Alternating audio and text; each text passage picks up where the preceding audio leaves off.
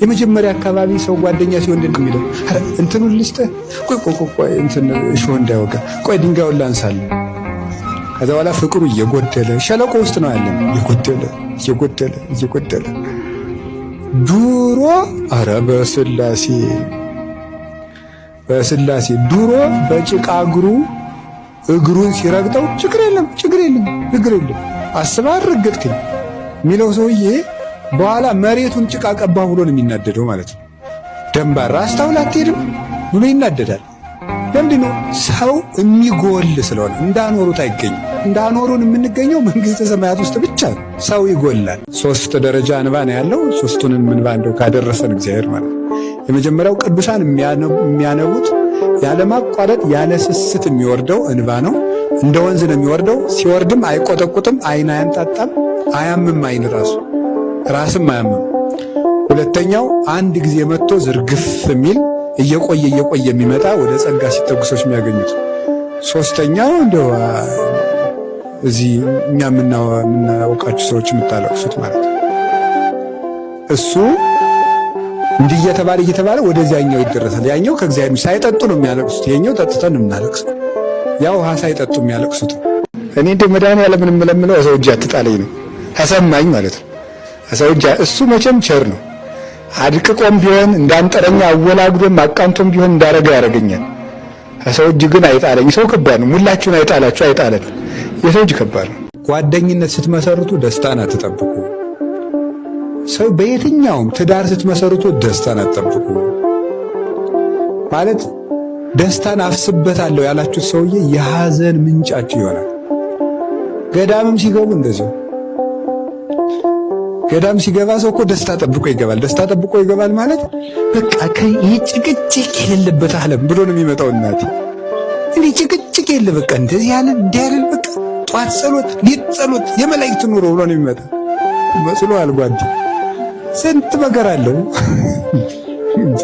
ስንት ውጣ ውረድ ነው ያለው ማለት ነው። ስንት ውጣ ውረድና ደስታን ጠብቆ ይመጣና ከዛ ሲመጣ እዚህ መነኩሴ ሲሆን ይጨቃጨቃል። ሰይጣን አለበት።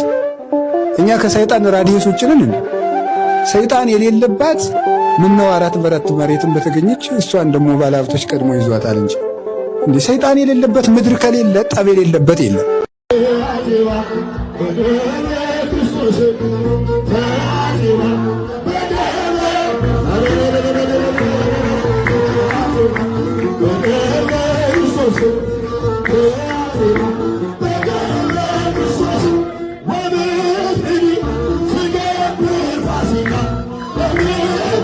አውቃለሁ ከደጅሽ ምን እንዳገኘሁኝ፣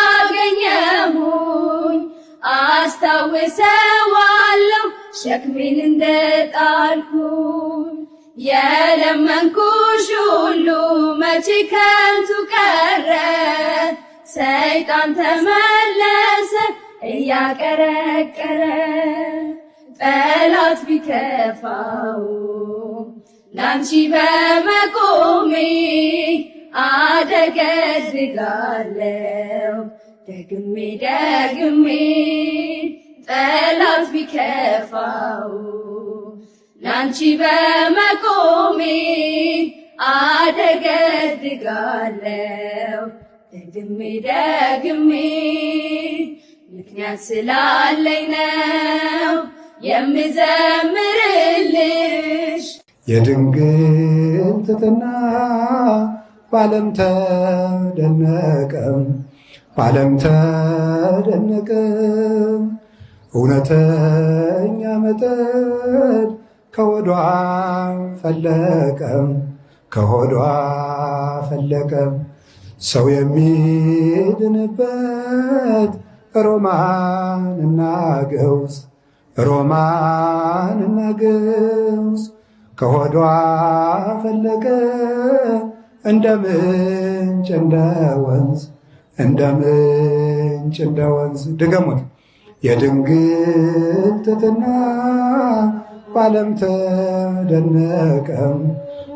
ተደነቀ፣ ሰው የሚድንበት እውነተኛ መጠን ከሆዷ